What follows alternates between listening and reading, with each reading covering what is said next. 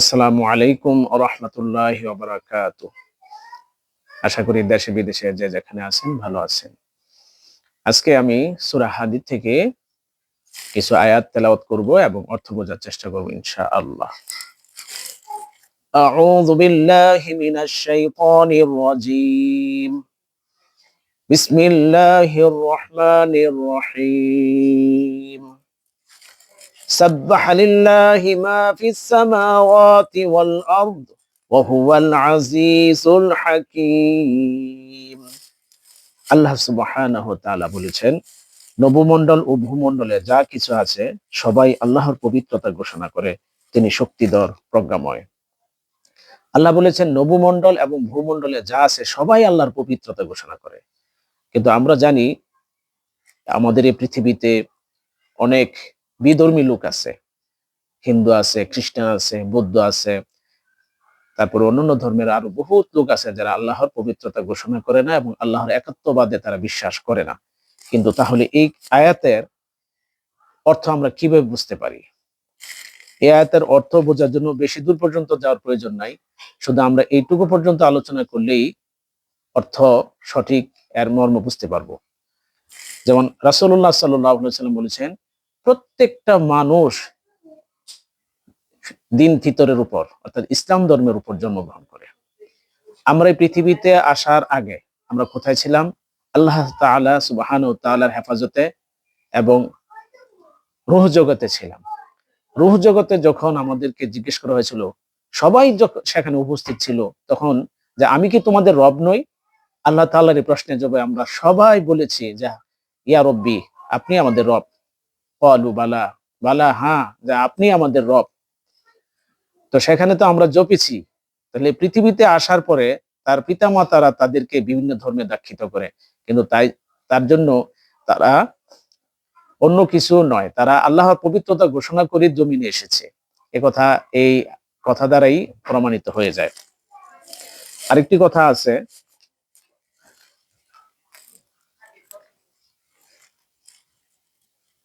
লাহু মুলকুস সামাওয়াতি ওয়াল আরদ ইহয়ী ওয়া ইউমীত, যে নবমণ্ডল ও ভূমণ্ডলের রাজত্ব তাহারই, তিনি জীবন দান করেন ও মৃত্যু ঘটান।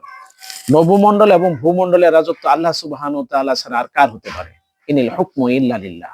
নিশ্চয়ই নবমণ্ডল এবং ভূমণ্ডলের রাজত্ব রাজাদিরাজ একচ্ছত্র একমাত্র মালিক শুধু আল্লাহ সুবহানাহু ওয়া তাআলার, অন্য কারো নয়। আল্লাহ সেখানে উল্লেখ করে বলে দিয়েছেন এবং তিনি বলেছেন যে তিনি হায়াত দান করেন, জীবন দান করেন এবং মৃত্যু ঘটান। আমাদেরকে আল্লাহ সুবহানাহু ওয়া তাআলাই সৃষ্টি করেছেন। একমাত্র আল্লাহ তাআলাই বলেছেন সূরা আর রহমানে, খালাকাল ইনসান, যে মানুষ আমি সৃষ্টি করেছি। অন্য কোন কিতাবে, অন্য কোন ধর্মের কিতাবে এই ধরনের কোনো কথা সরাসরি ভাবে তারা পাবে না বা বলতে পারবে না যে কে তাদেরকে সৃষ্টি করেছে। যিনি সৃষ্টি করেছেন তিনি আমাদেরকে জানিয়ে দিয়েছেন যে আল্লাহ তাআলা আমাদেরকে সৃষ্টি করেছেন। পরের আয়াতে আমরা জানি, হুয়াল আউয়ালু ওয়াল আখিরু ওয়াজ যাহিরু ওয়াল বাতিন। হুয়াল আউয়ালু, যে তিনি সর্বপ্রথম। ওয়াল আখিরু, তিনি সর্বশেষ। ওয়াজ যাহিরু, তিনি প্রকাশমান। ওয়াল বাতিন, তিনি অপ্রকাশমান। ওয়াল আউয়ালু, অর্থাৎ আসমান জমিন দুনিয়া আখিরাতের এই সমস্ত বিষয়াদি সৃষ্টির পূর্বে কে ছিলেন? আল্লাহ তাআলা ছিলেন। অর্থাৎ তিনি সর্বপ্রথম ছিলেন। কোনো কিছু সৃষ্টির পূর্বে একমাত্র আল্লাহ তাআলাই ছিলেন। ওয়াল আখিরু, যখন আবার কিয়ামতের মাধ্যমে সমস্ত প্রাণীকুলকে আল্লাহর দিকে ফিরে যেতে হবে এবং ফিরিয়ে নিবেন, এমনকি ফেরেশতারাও যখন থাকবে না, কে থাকবেন? শুধু আল্লাহ সুবহানাহু ওয়া তাআলাই অবশিষ্ট থাকবেন।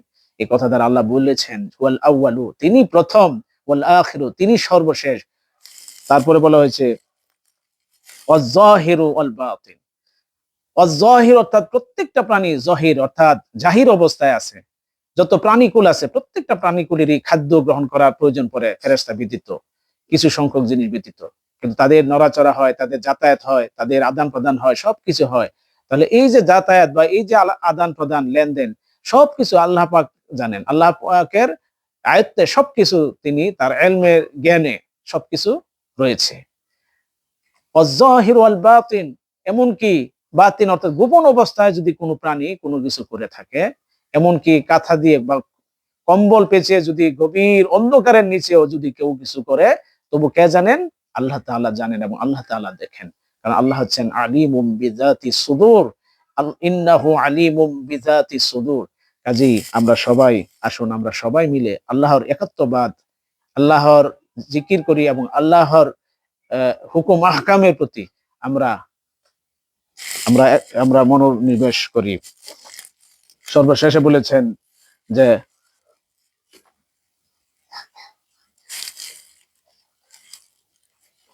ওহুয়া বিকুল্লি শাইইন আলিম, তিনি সর্ববিষয়ে সম্যক অবগত।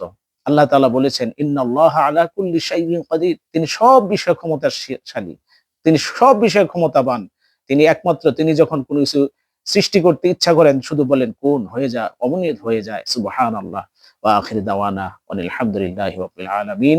আসসালামু আলাইকুম ওয়া রাহমাতুল্লাহি ওয়া বারাকাতুহু।